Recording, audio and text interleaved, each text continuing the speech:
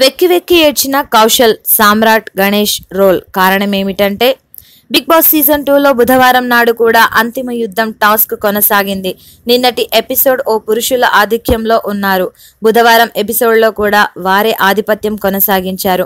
స్త్రీలు గట్టి పోటీ ఇచ్చినప్పటికీ గెలవలేకపోయారు. అయితే బిగ్ బాస్ కొందరు మేల్ కంటెస్టెంట్స్ కి ఓ కొత్త రకమైన టాస్క్ ఇచ్చారు. ఈ టాస్క్ లో భాగంగా నలుగురు పురుషులు భావోద్వేగానికి లోనై కన్నీళ్లు కార్చాలి. ఆ సమయంలో అందరూ సైలెంట్ గా ఉండాలి. టాస్క్ లో భాగంగా కౌశల్, సామ్రాట్, గణేష్ రోల్ రైడా నిజంగానే తమ జీవితంలో జరిగిన రియల్ ఇన్సిడెంట్స్ ని గుర్తు తెచ్చుకొని ఏడ్చేశారు. మా అమ్మ చనిపోయినప్పుడు ఆమె శరీరాన్ని కాల్చే సమయంలో ఆమె కాలికి ఉన్న మెట్టను తీసుకొని నాతో ఉంచుకున్నాను.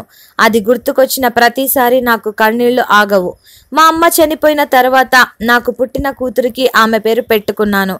జీవితంలో ఆమె లేని లోటు ఎవరూ తీర్చలేరు. ఎవరూ తల్లిని అశ్రద్ధ చేయొద్దు అంటూ ఎమోషనల్ అయ్యాడు కౌశల్. గణేష్, బీటెక్ పూర్తి చేసి ఉద్యోగం కోసం హైదరాబాద్ వచ్చాను, కానీ ఎవరు జాబ్ ఇవ్వలేదు. 8,000 కోసం 8 నెలల రోడ్ల మీద తిరిగాను. కనీసం 10,000 కూడా సంపాదించలేని పరిస్థితి నాది.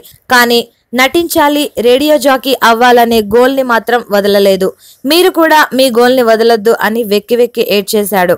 సామ్రాట్, నా పేరెంట్స్ని చాలా అశ్రద్ధ చేశాను. మా డాడీకి బ్రెయిన్ స్ట్రోక్ వచ్చిన సందర్భంలో వాళ్ల విలువ ఏమిటో తెలిసింది. డాక్టర్ ఏం చెప్తారో అని ఎదురు చూసిన క్షణాలు గుర్తుకు చేసుకుంటే నరకంలా అనిపిస్తుంది. ఎలాంటి పరిస్థితుల్లోనైనా పేరెంట్స్ని నిర్లక్ష్యం చేయొద్దు అంటూ ఎమోషనల్ అయ్యాడు. ఇక రోల్